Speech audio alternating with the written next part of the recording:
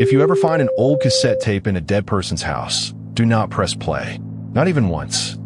Be some voices wait for you to listen, and then they learn your name. My name is Sarah. I am 26, and 3 months ago, I found my mother's voice trapped inside a plastic box the size of my palm. Bye for now. Please, just listen to the whole thing before you decide I'm crazy. By the end, I thank you. Part 1. The empty house. My mother died in March. Cancer. Slow, then fast. The way the doctors, all her last words to me were soft, almost a whisper. She said, "Sarah, don't listen to anything that." So she said strange things all week about shadows in the corner, about a man standing by the window. I didn't understand what she meant. I still don't, not fully. But I understand enough now to be Afra. After the funeral, it fell on me to clean out her house. I'm an only child. My father left when everything smelled like her perfume, like old paper, like dust settling on furniture that hadn't been closed to donate. Furniture to sell. Photographs to keep. It was slow, heavy work, the kind that makes your chest hurt, even when your hands are just folding S. On the 5th day, I went up into the attic. I hadn't been up there since I was a kid. Maybe 10 years. The attic was smaller than I remembered, low-ceilinged, thick with dust that floated in the one-beam boxes were stacked everywhere, some so old the cardboard had gone soft and brown at the corners. There was a smell up there too, something under the dust, something faintly sweet and a little bitter. I started opening the boxes one by one. Old baby clothes, folded so small they looked like they bellow photo albums with plastic pages gone yellow and cracked. A box of my father's old vinyl records, WHI, and then, near the back wall, tucked behind a rolled-up rug that smelled like mothballs, I found a S. It wasn't locked. Inside, sitting on a bed of faded red velvet, was a single cassette tape. No label, no writing anywhere on it. Just a plain black cassette, the kind you'd find in a bargain, be it looked clean. Almost new. Like someone had placed it there recently, even though the box around, it looked like the tape had simply appeared there, resting, waiting. I don't know why, but I should have left it there. I know that now. I think, somewhere underneath all my grief, some small. Part 2. The first time I pressed play, I didn't have a cassette player. Nobody does anymore. So the man at the counter tested it for me. And it worked, the wheels turning with a soft mechanical whom my hand were shaking a little, which felt strange for something so small. It was just a tape. Probably an old mixtape, or maybe my mother reading me a bedtime story from when I was small. She, us. I pressed play. At first, there was only static, the hiss of old tape running through old machinery, soft, warm. Exactly as I remembered it, down to the small catch she always had in her throat when SH my sweet girl. If you're listening to this, then I'm already gone, aren't I? I'm sorry. I wanted to mow. I always wanted more time with you. I started crying immediately. It felt like a gift, like Shiha. It was beautiful. It was exactly what a grieving daughter would want to hear. It felt like being wrapped in a blanket that had just come out of the dryer, warm all the way through. I sat there in the dark for a long time afterward, holding the boombox like it was a living thing, or each time, it felt like a hug from beyond the grave. I fell asleep on the floor of my living room. Why? Part 3. Something is different the next evening. I wanted to hear her voice again. I made tea, but something was wrong. "Sarah," the voice said. "My sweet girl. Did you sleep well last night? You always used to toss and turn when you were anxious about something." I could always tell, even but more than that, the tape from the night before hadn't mentioned anything about sleep at all. It Something about the room was wrong before anyone could say exactly what. I did remember that dress. I hadn't thought about it in 20 years, hadn't thought about it since I hadn't even told my best friend that specific detail.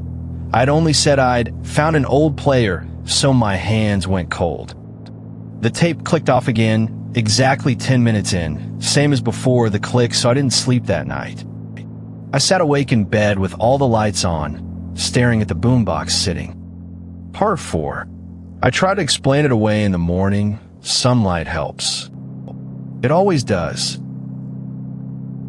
Fear that feels enormous at 3 in the morning shrinks down to something manageable once the sun, maybe the tape had multiple tracks, and the player was randomly choosing which one to play, like a nobody could record onto an old cassette tape and place it inside a sealed box in an attic that had. I call my mother's old friend, Denise, a woman who had known her since college back when she said my mother hadn't mentioned anything like that. Not once, and besides, my mother had been in instead. Some strange, hopeful part of me wanted to believe it really was magic. That my mother had grief makes you want to believe in impossible things. It makes the impossible feel like comfort. That afternoon, I did something I probably shouldn't have. I went to the library and looked through. Most of what came up was nothing. Obituaries, church bake sale announcements, a decades-old article. It was from almost 40 years ago, barely 2 paragraphs long, buried on page 9 of a local paper. No cause of death was listed. The article ended abruptly, as if the reporter had been told to stop. I stared at that clipping for a long time. I told myself it meant nothing. Coincidences happen. Old towns have old tragedies, dozens of them, buried in every issue of Everyday, but I wrote down the name anyway, Eleanor Voss, on a scrap of paper I folded into my pocket. And I told myself I needed to understand it, to know what it was before I could decide whether to be AF. Part 4.5. The house on Larkspur Street before that, though curiosity got the better of the house, was still standing. A narrow 2-story with faded blue siding, a chain-link fence around a sad, maybe the way old houses look when nobody has loved them in a long time, but ordinary. I parked and walked over, feeling foolish before I even opened my mouth, and asked if he'd known He stopped raking. He looked at me for a long moment, the way you look at someone when you're decade then, in the last year of her life. Something changed. She stopped coming outside during the day. He back and forth. Except there wasn't ever anybody else in that house with her. Not after her husband, just her and the girl. I asked about the girl. Margaret. Walter's face did something complicated. She stopped going to school, he said. Then Eleanor was gone. Found her in the kitchen one morning, and the girl. He shook his head slowly. The girl was gone before the funeral. Family came, and to relatives from out of state. I never saw her again after that, and neither did anybody else on this. She never did. Or maybe she never could. I thanked him and walked back to my car on legs that didn't. Part 5. The voice learns my name that night's recording started the same way. Static. Then her V, she doesn't remember me telling her anything, does she? That's all right. I never told anyone about Some things are just between a mother and her daughter. My whole body went rigid. There was no way. You're scared now. The voice continued, and something about its tone had changed. It was still mine. You don't need to be scared, sweetheart. I just want to keep talking to you. Isn't that what you want? Didn't you want one more conversation with your mother? Didn't you pray for it some nights after God help me, I had prayed exactly that. More than once in the darkest weeks after the diagno, I had never told a single living soul that I prayed that. I had been ashamed of it, somehow, like why. I know things now that I never knew when I was alive, the voice said. I know you didn't visit me. I know you feel guilty about that. You don't have to feel guilty. I forgive you. I forgive you for all of it, sweetheart. Doesn't that feel good to hear? Doesn't that feel like exact I reach for the stop button, my hand hesitating over it for one long, terrible second, some deep. I sat there panting in the dark, my heart slamming against my ribs. The things it said, they were all of them. Things I had never told a living soul, things I was ashamed of, things I had buried, so this wasn't a recording of my mother's love. This was something else wearing her voice like a mask. I threw the tape and the boombox into a garbage bag that night, tied it shut in 3 separate knots. Part 6. It comes back 3 days later. I open my apartment door to leave for work in the same bag. Same 3 knots. Inside, the boombox and the tape, completely undamaged, like nothing had I should have thrown it in a river.